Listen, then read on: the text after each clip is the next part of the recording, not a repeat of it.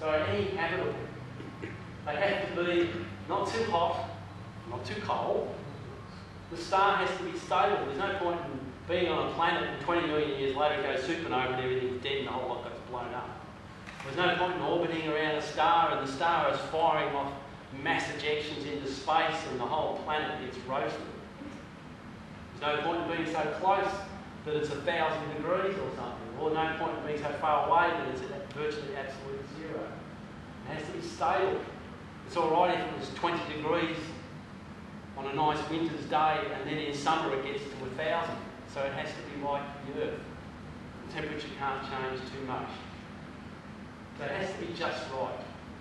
Or the technical, the scientific term is the Goldilocks zone, because it has to be just right. So are there any in the Goldilocks zone?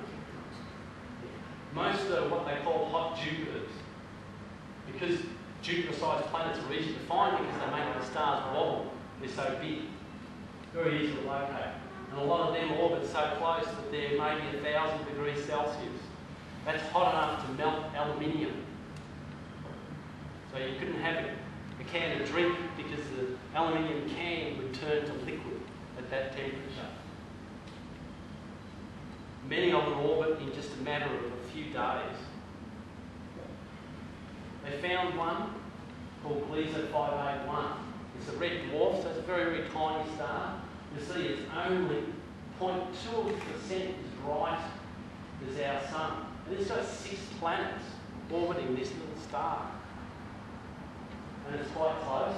You can find it with a telescope. Magnitude 10 is not that difficult. An 8-inch telescope would find it easily if you knew where to go. These are the planets orbiting. Now you notice the order of the letters is not in the order of distance. As a planet is discovered, it's given a letter. The first one was G, then they discovered C, then D, then E, then F, then G.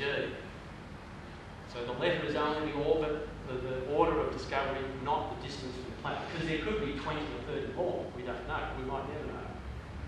But the one called D, Gliese 581d, because the star is much, much smaller, much, much dimmer, it's a lot closer to this star than what we are. You can see we're way out here in comparison. It is closer even to what Mercury is. Because the star is smaller and dimmer, you've got to get closer to stay warm. And this particular star is in the habitable zone. They've calculated that the temperature on the surface of this planet would be about right for liquid water. So it wouldn't be turned to steam and it's not frozen to ice. Water could exist on a planet at that distance from that star. It doesn't mean that it does, but it could. It's the right temperature. Now some scientists in the Ukraine actually put together 12,000 messages and beamed it to Gliese 581d in 2008. So we've already sent an SMS, if you like. Because of the distance it's away, they'll get it in about 2029.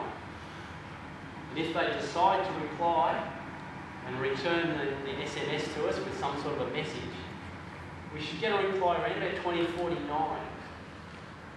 So the middle of this century, we might get a reply from Gliese saying, stop bugging me, or yeah, no, I don't want to subscribe, or something like that.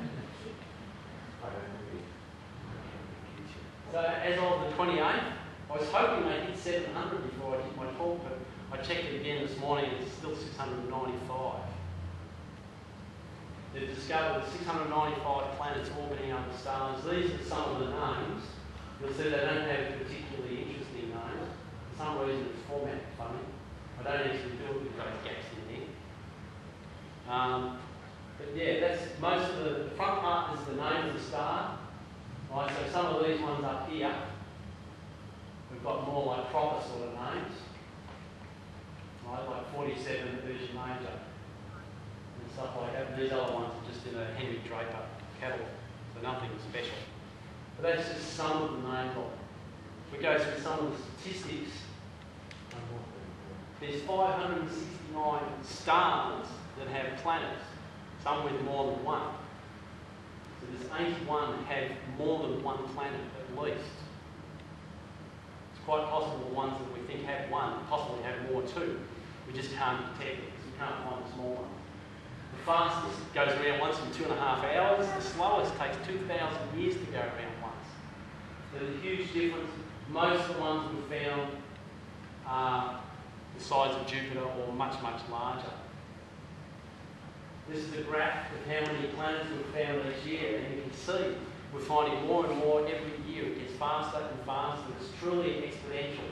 2011 isn't even finished yet, so we'll probably easily hit 180, possibly 200 just for the year. Yeah. Since you looked this morning, there's another one being added.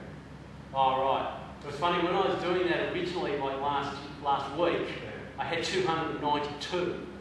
I did all the slide up, blah, blah, blah. Checked a couple of days later, okay, go back, change it to 295. They found 3 more while I was preparing my presentation.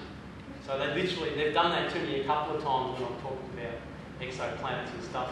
You go through, you do all your statistics and everything, and you look back a few days later, and they've found more. So you've got to go through and change all your figures again.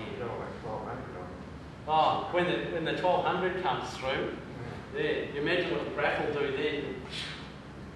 All the others will just pale into insignificance because there'll be so many. So we've got quite a few statistics now. So what are the stats? Bearing in mind that big planets are the easiest to find, but we have found a number of fairly small ones.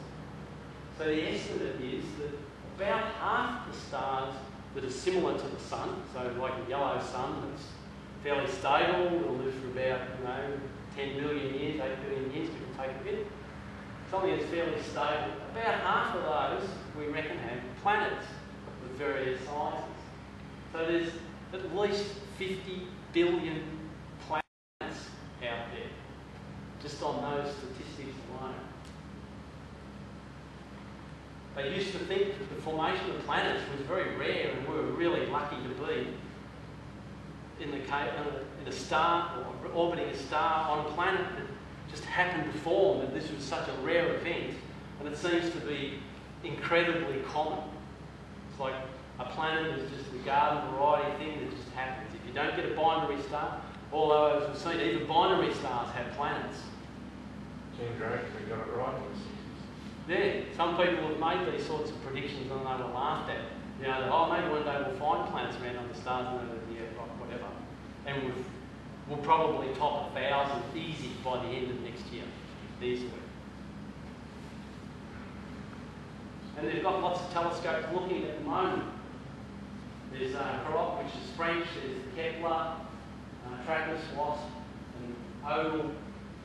They're all looking for exoplanets, and there's other telescopes and groups that are looking for planets as well. So we're just going to find more of them. It's not going to get to the point where we go, oh, we haven't found any this year.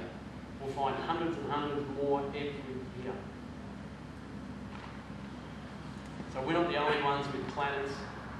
There seems to be lots more. Perhaps there's even some with planets more impressive than Saturn. I don't think so. But I'm sure there probably are lots of them that have rings just like Saturn. But you imagine something like Saturn that has a ring system that's perhaps 10 times bigger, orbiting a massive planet, would be much more impressive than Saturn. But still, Saturn's pretty hard to beat. So any questions? Yeah.